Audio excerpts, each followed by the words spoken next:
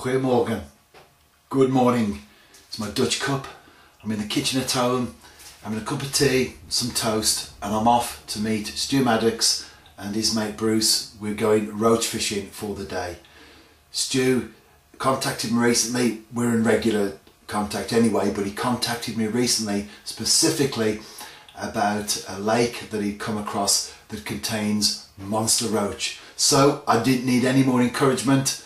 We set a date, set the alarm up, got the gear ready, put it in the car in a moment, and then I'll be off to meet them. So next time we'll be at the water's edge.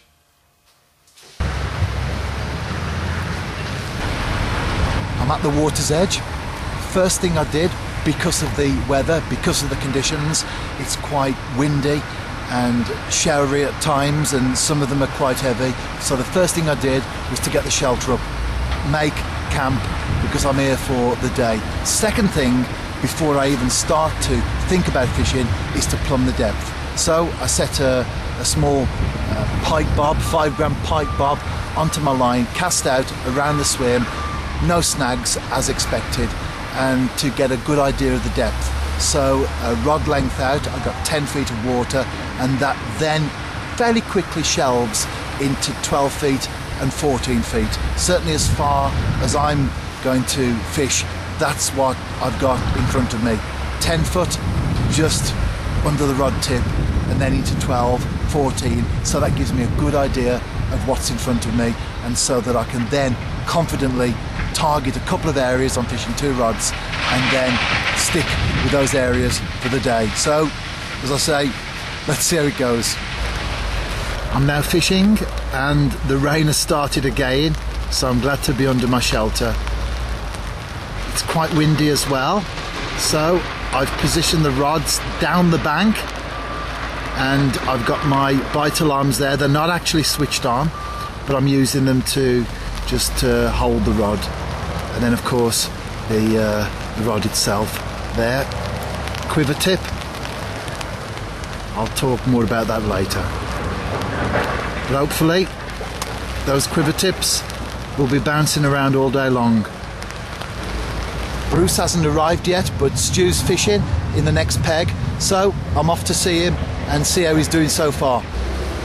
Good morning, nice to see Stu again. Here we are at the Roach Reserve, looking for a big one. Bruce is still in bed. What more can I say? At least we can blame him if we don't catch. It's midday, so I'm about halfway through the session. Fishing there, so I'm watching the rods. I've had a few perch and roach, nothing of any size though, didn't even need the landing net. Stu's in the next peg to me. He had a roach pushing 2 pound, 1 3/4 pound it was, lovely fish. And then he lost one, which he said was big, and reckoned it was easily a 2, so he was absolutely gutted at that, and I fell for him as well, of course. Bruce arrived. He's further along, so I don't know how he's doing, but if it's possible, we'll capture him on film later as well. But I'm enjoying myself. As you can probably hear from the background, it's an agricultural area, sorry, an industrial area. Lots of noise going on behind me, machinery and all that sort of thing. Not sure what it is, but it's quite noisy behind me. Might be agricultural, I don't know. Lots of noise anyway. But the rain stopped, that's one thing. Of course, it's very muddy now, so I've been over a couple of times. But the very worst that can happen to me when I'm fishing is I'll get a muddy backside. I'm not actually going to end up in the lake, so that's one good thing to be thankful for. But into the second half, hopefully we'll get amongst these monster roach, and also Stu as well. Hopefully he'll catch one to compensate for the fish that he lost.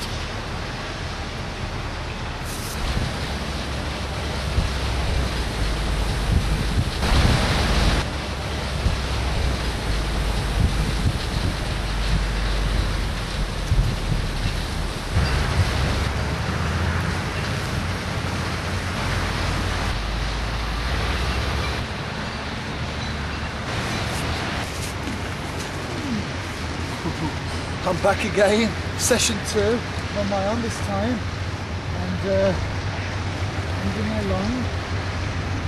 I've just caught me a roach, needs the net as well. Brilliant, this is not a blanker.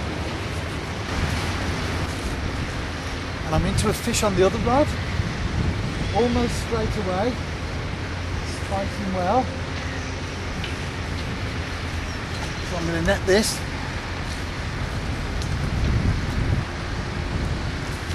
Nice couple of roach to start with. Let's hope it's not all downhill from here.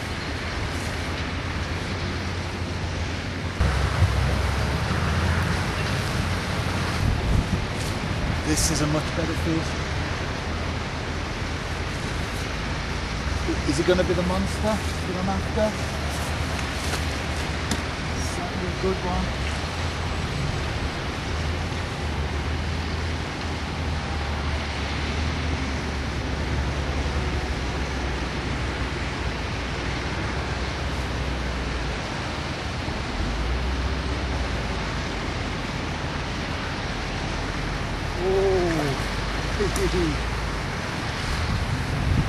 Please don't come off.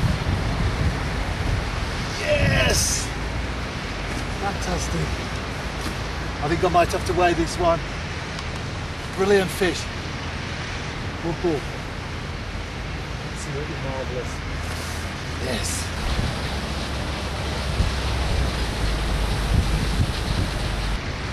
Look at that for a roach. I had to wade 3 times, just a smidgen short of £2. One of those where if your scales are out half an ounce or so, it's a £2 fish, but nevertheless, still a marvellous fish. Look at it, beautiful, isn't it? I think this one deserves a kiss. Let's put it back.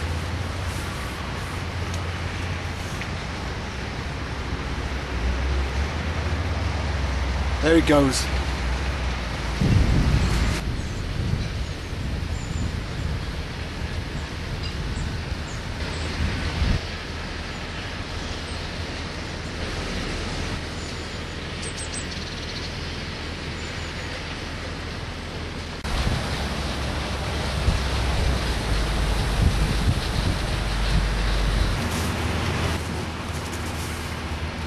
Well into the afternoon now, and I've had 9 fish, 9 roach, over £1, and I'm playing another one.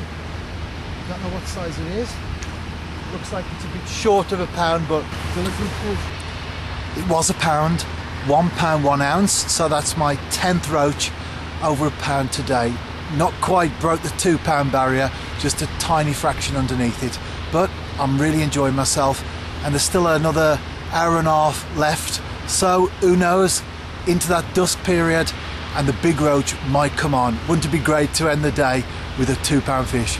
I'm back home now. I've got Twinkle, my Bedlington Terrier, with me, and I really enjoyed making that video, particularly the second session where I ended up with 11 roach over £1.